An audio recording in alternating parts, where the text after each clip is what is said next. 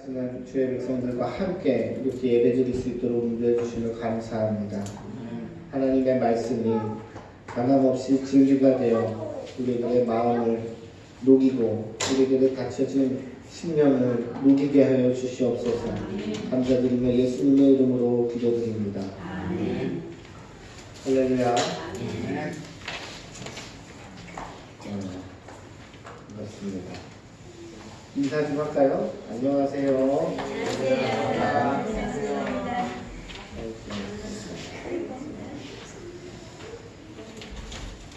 자, 꼭 모임 같은 걸 하면요, 항상 이렇게 사람들을 좀 뒤로 가고 싶어 합니다. 김은희 집사님하고 우리 영리자매님이 앞에 앉아서 제가 생각이 나서 말씀을 드리는데, 그런데 목사님들 모임과도 그렇습니다. 그 세미나 하면은 대부분 다 뒤에서 이렇게 목사님들이 항상 뭐 인도할 때 앞으로 당기세요 하잖아요. 정작 자기들은 할 때 뒤로 갑니다. 그 세미나 인도자 강사와 최대한 멀리 좀 떨어지려고 합니다. 그게 생각이 났어요. 여러분들은 예전에 학교 다니실 때 앞에 앉기를 즐겨하셨습니까? 아니면 좀 뒤에 멀리 떨어져 앉기를 즐겨하셨습니까? 앞에 앉으면 또 뒤에 앉아도 변함없이 하나님의 은혜가 임할 줄로 믿습니다. 우리가 몇 주간에 걸쳐서 지금 율법과 은혜에 대해서 또 구원은 다 은혜로 하나님의 은혜로 받는다. 이 말 중에 일부 유대인들이 나서서 그렇지 않다. 너희들이 아무리 하나님의 은혜를 강조하고 아무리 하나님의 일하심을 강조해도 모세의 율법대로 할례를 받지 않으면 너희들 구원을 받을 수 없다. 이게 발단이 되었습니다. 발단이 되어서 바울이 나서서 전했습니다. 하나님의 은혜로 하나님의 은혜를 전했습니다. 그리고 오랫동안 이 하나님의 은혜에 부딪혀 씨름한 사람, 하나님의 은혜에 대해서 오해한 사람, 이방인들은 구원받을 수 없다는 생각을 철두철미하게 가지고 있던 사람 베드로도 나서서 증언을 했습니다. 하나님께서 베드로에게 하신 일을 전하고 이방인뿐만이 아니라 모든 사람들에게 하나님의 구원의 역사, 하나님의 은혜는 열려있다 라고 이렇게 전했습니다. 사실 근데 우리는 지금 세대가 지나서 이 당시의 말씀을 우리가 연구하지만 사실은 이러한 내용들은 굉장히 파격적이라는 거예요. 쉽게 말해서 오늘날 말해서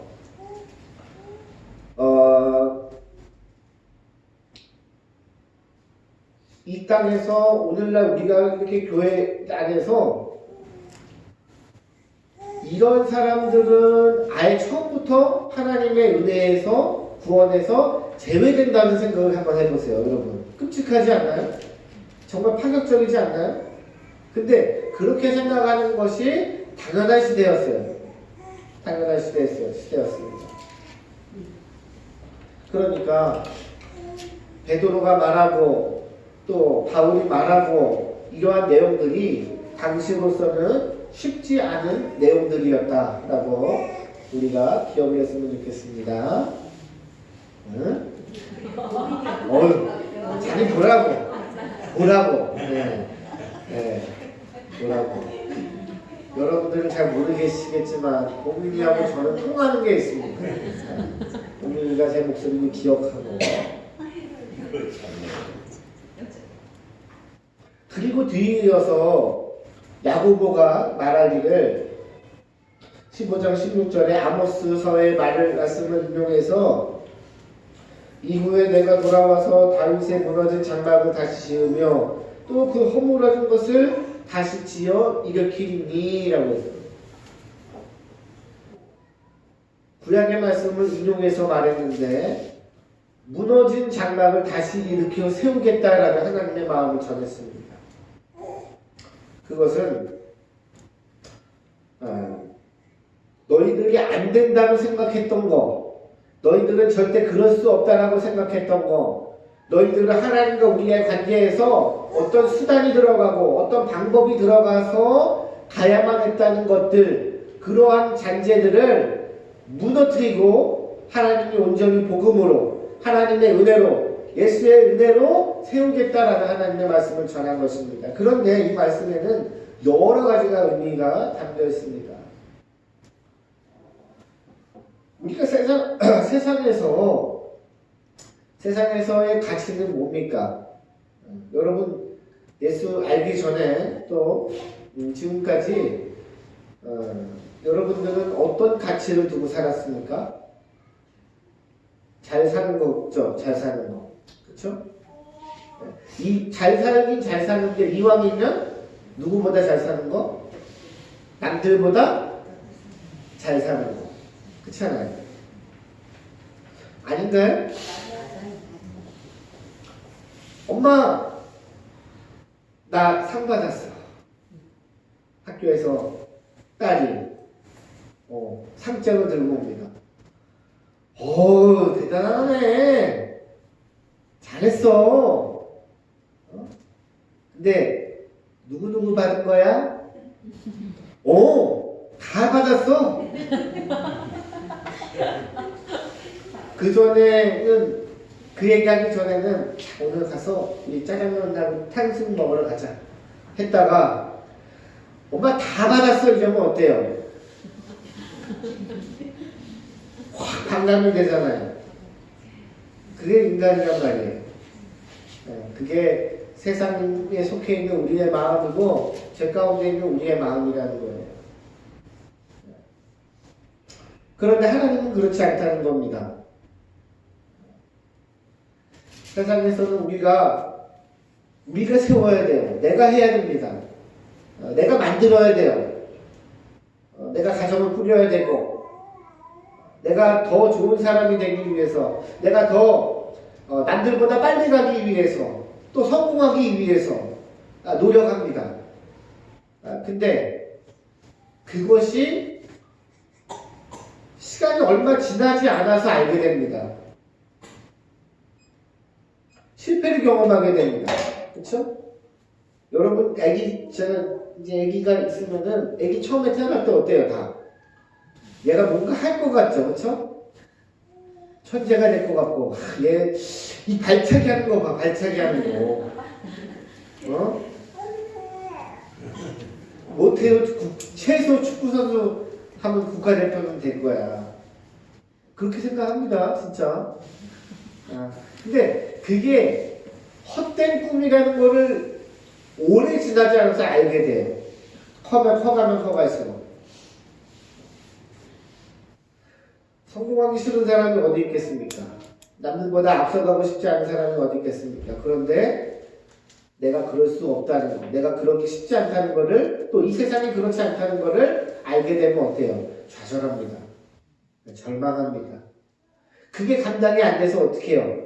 스스로 목숨을 끊는 거예요. 왜? 나는 이것밖에 할 수 없다는 것이 인정이 되니까.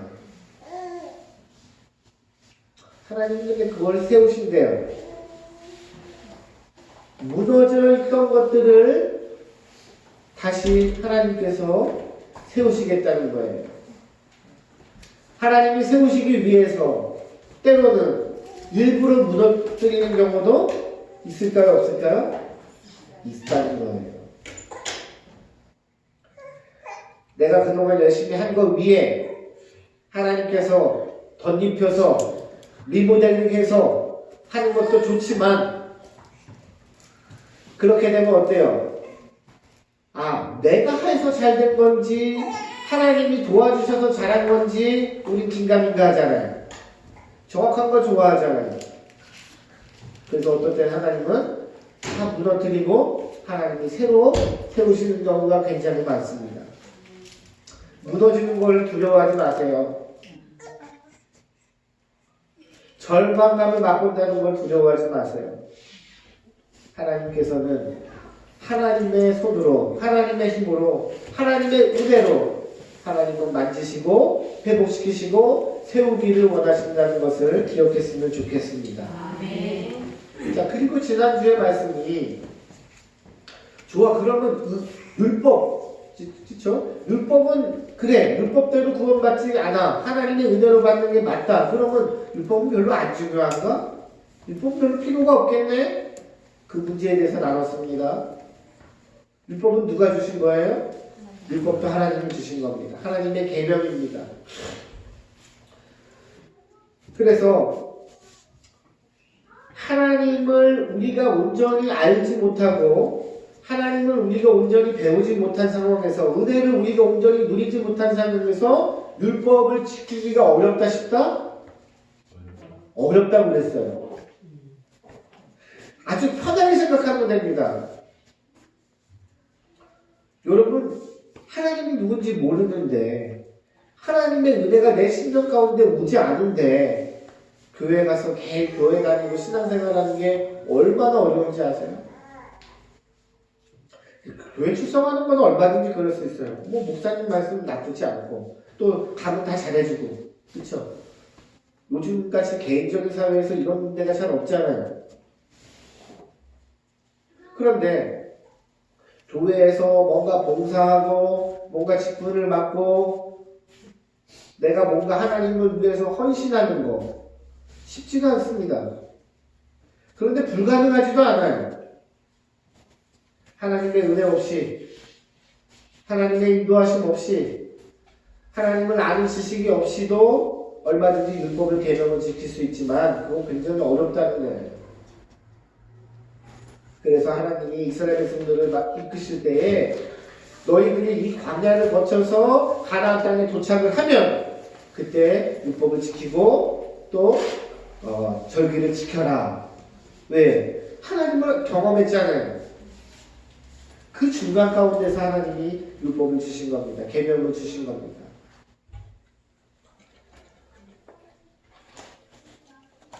내가 헌신했고 내가 교회를 위해서 충성했고 내가 하나님을 위해서 이렇게 했는데 라는 생각이 남을 수밖에 없다는 거예요. 뭐 없이 하면? 하나님의 은혜 없이 하나님을 온전히 알지 못하고 우리가 교회 생활을 하고 신앙 생활을 하게 되면 15장 1절에서 유대인들이 하나님의 은혜로 구원받는 거 아니야. 그거 위에 플러스 모세 율법대로 할례 받아야지. 그래야 구원받지. 이렇게 말하게 된다는 거예요. 이걸 아는 것은 굉장히 큰 은혜입니다. 여러분들이 이 말씀을 저와 충분히 나누고 공감이 된다면 정말로 은혜입니다. 왜냐? 사단은 우리 가운데 교회로 들어가기만 하면 아쉽네, 놓쳤네, 진짜 내가 땡겨왔어야 되는데 그러지 않는다는 거예요. 많은 사람들이 착각하는 거야. 그것이 교회 오면 내가 이제 하나님께 속하면 사단과 나를 완전히 분리된다고 생각을 해요. 우리가 영적으로 보면 하나님 안에서 거듭나는 게 맞지만 사단은 어때요? 그 안에서 계속해서 우리를 어때요? 미혹하잖아요. 그 대표적인 게 뭡니까? 너예요. 너. 네가 했잖아. 너가 했잖아. 네가 이만큼 했잖아. 너가 저 사람보다 낫잖아. 다른 걸로 시험하는 게 아닙니다. 다른 걸로 미혹하는 게 아니에요. 가장 큰 시험의 대상은, 가장 큰 적은 바로 나입니다. 나. 내가 내려가고 이 안에 누가 올라와야 돼요? 주님이 올라가 계셔야 돼요. 주님이 올라가셔야 돼요. 그러면 우리 삶에 일어나는 모든 부분들에서 하나님이 자꾸 등장하게 됩니다. 하나님이 하셨다. 하나님이 인도하셨다. 하나님이 하실 거야. 나는 잘 몰라. 들어가세요. 예배를 드리든지. 나는 복잡한 거 너무 싫어해. 난 잘 몰라. 근데 목사님 말씀 할 대로 하나님이 하신다. 그래, 하나님이 하실 거야. 근데 하나님이 하신다고 말하고 하나님이 하실 걸 들으면 왜 이렇게 내 마음이 편하지? 거창하게 성경 공부 안 해도, 제자교육 안 받아도, 훈련 안 받아도, 그 안에 하나님이 들어가서 이끌으신다면, 하나님이 하신 모든 것이 인정이 되고, 허용이 되고, 우리가 온전히 주 안에서 살아갈 수 있는 계기가 되는 것입니다. 아멘.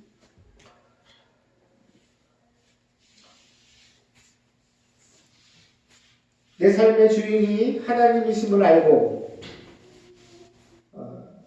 그 하나님께서 우리 안에 역사하시기 원하신다는 것을 아는 것이 참으로 중요합니다. 오늘 말씀은 우리가 이렇게 하나님의 말씀을 하나님의 은혜 아니면 하나님의 우리가 가지고 있는 율법인데 율법은 뭐예요? 율법을 강조한다는 것은 하나님의 말씀을 오해하는 겁니다. 그렇죠? 하나님의 말씀을 온전히 이해했다면 유대인들이 은혜가 받고 회심자들이 늘어나고 회개하는 역사 가운데서 불쑥 나와서 당신들 아무리 그래봤자 이방인들은 율법 율례 받아야 돼. 할례 받아야지 구원받을 수 있어 라는 말을 할 수가 없어요. 시스템적으로. 안 그렇겠습니까? 아까 얘기했듯이 다 구원받는 게 싫은 거예요. 그 마음 가운데는. 똑같다는 게 싫은 거예요. 근데 유대인들이 하나님을 모르는 사람들이었습니까? 하나님에 대해서 율법에 대해서 박사들이에요. 이해가 가시나요? 하나님을 모르고 하나님의 마음을 모르고 얼마든지 신앙생활을 할 수 있다는 반증이에요. 자, 그러면 우리가 하나님의 말씀을 오해하고 우리가 하나님의 말씀을 잘못 우리가 해석하게 되면 어떤 일이 발생되는가? 세상의 원리, 죄의 원리가 작동이 돼요. 자, 잘 보세요. 우리가 15장 2절을 한번 읽어보겠습니다. 제가 15장 2절 다 같이 시작. 바울이 바나바와 그들 사이에 적지 아니한 다툼과 변론이 일어난지라. 형제들이 이 문제에 대하여 바울과 바나바와 및 그 중에 몇 사람을 예루살렘에 있는 사도와 장로들에게 보내기로 작정합니다. 그리고 17절 읽어보겠습니다. 많은 변론이 있으되 베드로가 일어나 말하되 형제들아 너희도 알거니와 하나님이 이방인들로 내 입에서 복음의 말씀을 들어 믿게 하시려고 오래전부터 너희 가운데서 나를 택하시고. 자, 그리고 19절 우리 다 같이 한번 읽어볼까요? 그러므로 시작. 그러므로 내 의견에는 이방인 중에서 하나님께로 돌아온 자들을 괴롭게 하지 말고. 그리고 24절 시작. 들은즉 우리 가운데서 어떤 사람들이 우리의 지시도 없이 나가서 말로 너희를 괴롭게 하고 마음을 혼란하게 한다 하니로. 별로나게 하고 혼란하게 하고 마음을 어렵게 하고 힘들게 한다는 거예요. 뭐가 작동하면? 죄의 원리가 작동하게 돼요. 자, 그러면 이 말이 무슨 의미인지 제가 예를 들어 드릴게요. 영리자매님은 오늘 처음 교회 나오셨어요. 먼저 연락을 하셨다면서요. 교회 가겠다고. 아주 잘하셨어요. 귀한 마음입니다. 자, 그런데 교회에 나왔는데 나오자마자 예배가 마치자마자 우리 권사님 중에 한 분이 이제 불러가지고 이제 교회 생활하면은 이렇게 헌금 봉투에다가 이름을 쓰고 건축원금 이름을 쓰고 또 우리 헌금 뭐 있나요? 네? 11조 헌금 쓴 봉투 쓰고 이렇게 신앙생활 해야 됩니다. 또 교회는 20분 전에 와가지고 미리 다 기도하고 있어야 됩니다. 어때요? 그건 다르지 않아요. 이 지금 수단과 방법을 걸어놓는 거하고 맞잖아요. 하나님은 다 너희들 우리들을 사랑하신다. 하나님은 우리를 구원하셨다. 이방인들에게도 하나님은 사랑하신다. 민족하고 상관없이 하나님은 하나님의 공의와 하나님의 사랑은 공평하시다. 하나님은 당신도 구원받는다라고 하는 게 싫어서 뭘 했어요? 제 원리가 작동됐는데 그게 뭐였어요? 율법으로 드러난 거예요. 마음이 힘들어지는 거예요. 마음이 혼란스러워지는 거예요. 마음이 불편한 거예요. 처음에 하나님과 오히려 가까워져 했던 마음이 오히려 더 멀어지게 되는 거예요. 저희 교회가 그런다는 게 아니라 예를 든 거예요. 아무것도 안 하셔도 돼요. 제가 오셔서 목사님 말씀 듣고 식사하고 그렇죠? 아무것도 뭔가 하려고 안 해도 돼요. 하나님께서 알아서 말씀 가운데 역사하실 거예요. 그 얘기를 지금 편지를 통해서 지금 얘기하고 있는 겁니다.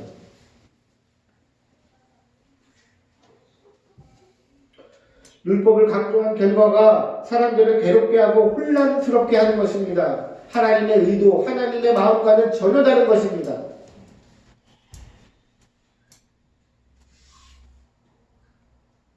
옛날에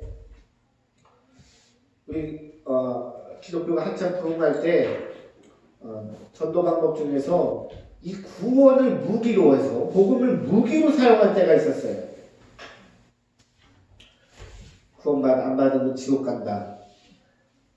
예수천당 불신지옥 틀린 말은 아닌데 이걸로 하나의 무기로 해가지고 그러면 하나님께 벌 받기 싫어서 그렇죠?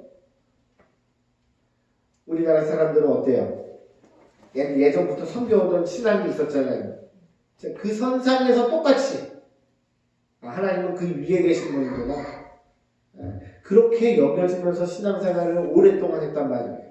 하나님은 전혀 그런 분이, 그러니까 그렇게 비교할 수 있는 대상 자체가 아니고 인식 자체가 다르고 개념 자체가 다름에도 불구하고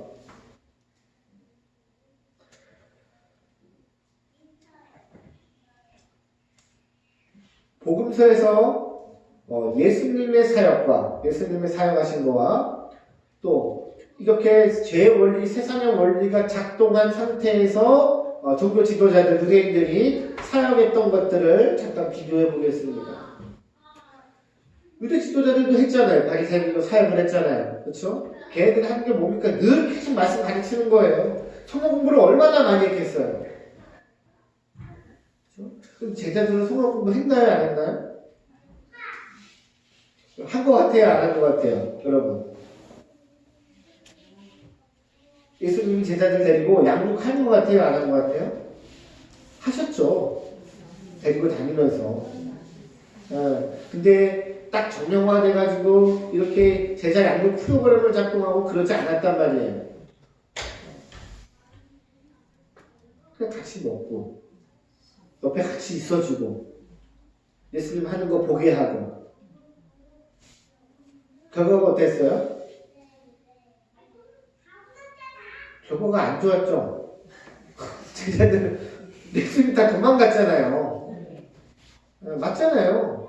제가 지어낸 내용 그러니까 실패라는 말이 아니라 전혀 하나님을 예수님을 이해하지 못하고 따라다녔어요.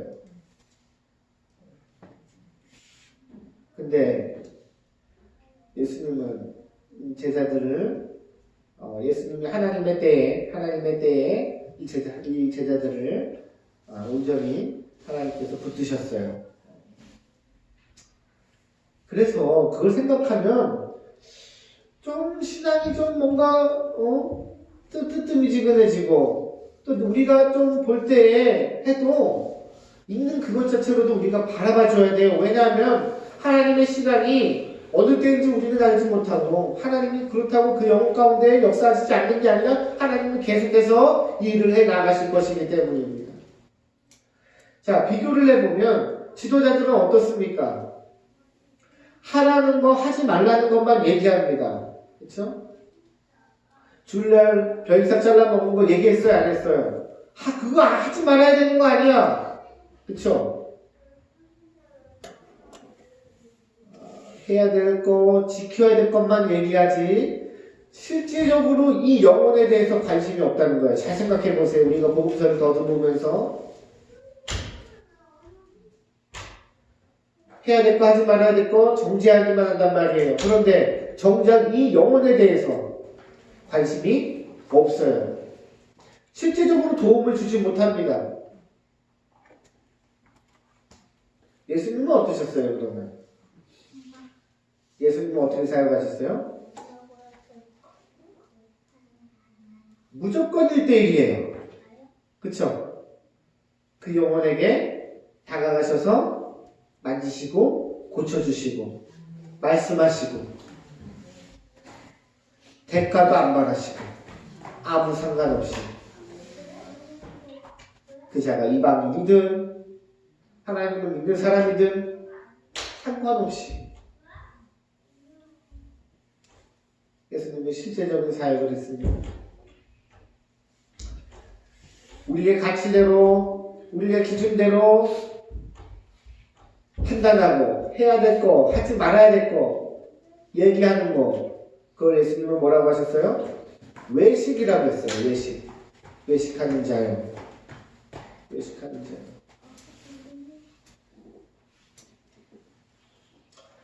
자, 예를 들어서 제가 설명을 해보겠습니다. 어떤 사람이 대화하고 있는 겁니다. 야, 그 누구 있잖아. 우리 어제 그 회식 때 김씨 있잖아, 김씨. 교회 다닌다고 해서 술 잘 먹대.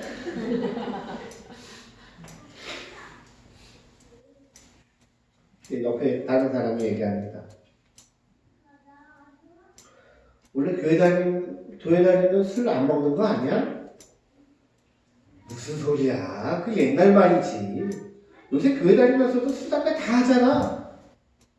하긴 그래. 그러고 보면 옛날 교회 다니는 사람들은 술, 담배도 안 하고 했는데 옛날이 진짠가 봐.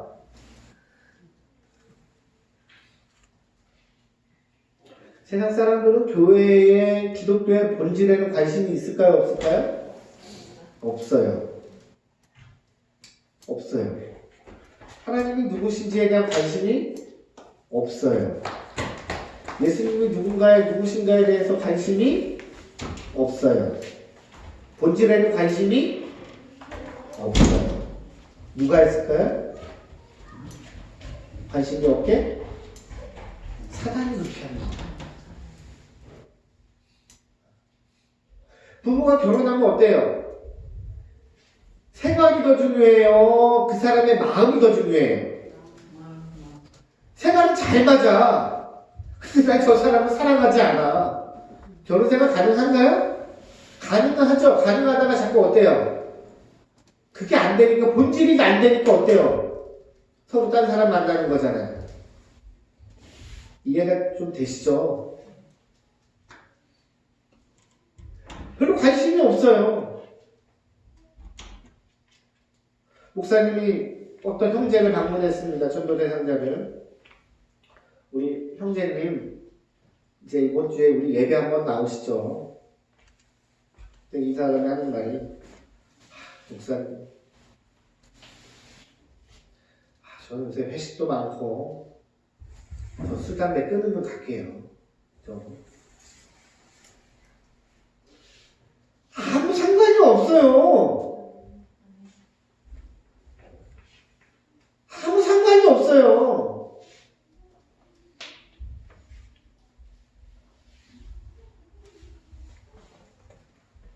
하나님께는 그거 본질이 아니에요. 비본질이에요. 주님 앞에 나오는 게 먼저예요. 주님을 만나는 게. 근데 우리 어때요? 우리가 정작 그렇게 살았던 거예요. 우리들 마음 가운데 율법적인 거. 예수님은 죄인들하고만 다녔다니까. 예수님은 창녀들하고 다녔어요. 같이 밥 먹고. 사회에서 매장당한 사람들, 거듭떠보지도 않는 사람들하고 예수님은 밥 먹었어요. 아무 상관이 없어요. 하나님에게는. 김은 집사님 또 지명해서 죄송합니다. 집사님 저에게 오실 때 아시죠? 술 많이 하셨잖아요. 그게 없어요.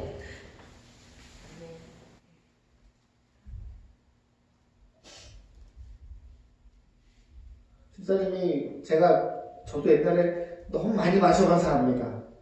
집사님이 어제 많이 하셨구나. 이게 얼굴만 보면 압니다. 예. 그런데 집사님 마음 가운데 그런 것도 있을 거예요. 내가 주일날 전에 또 이렇게 술을 마셔버렸네. 가고 싶지 않다. 이런 모습 보여주고 싶지 않다. 하나님은 아무 상관이 없어요. 그 마음은 하나님이 주는 마음이 절대로 아니에요. 감사하게도 집사님은 그럼에도 불구하고 몇 번씩 어려움이 있었지만 왔어요. 오셨어요. 하나님께 예배드리고 그러면 또 회복이 되고 물론 지금 정말 이제 자유해지셨지만 자꾸만 우리는 본질로부터 멀어지게 한다는 겁니다. 본질이 하나님이고 하나님의 은혜고 주님의 사랑인데 다른 걸로 자꾸 울타리를 쳐버린단 말이에요.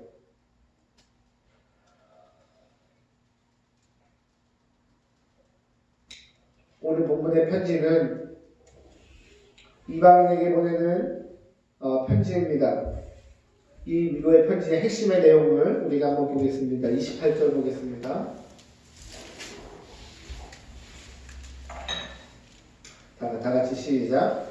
성령과 우리는 이 요긴한 것들 외에는 아무 짐도 너희에게 지우지 아니하는 것이 옳은 줄 알았노니. 아멘. 제가 한번 다시 읽겠습니다. 성령과 우리는 이 요긴한 것들 외에는 아무 짐도 너희에게 지우지 않은 것이 옳은 줄 알았더니. 이 말 무슨 뜻이에요?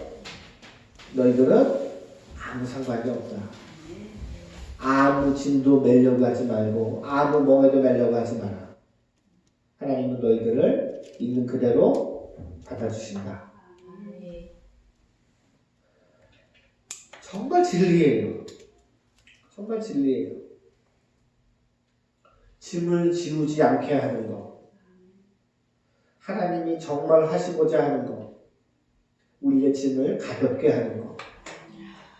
십자가만 대신 지신 게 아니라 우리의 삶의 멍에도 너가 지는 게 아니라 내게로 그 짐을 맡겨라. 하나님께 맡기기를 원한다는 것. 근데 그게 잘 안 되잖아요.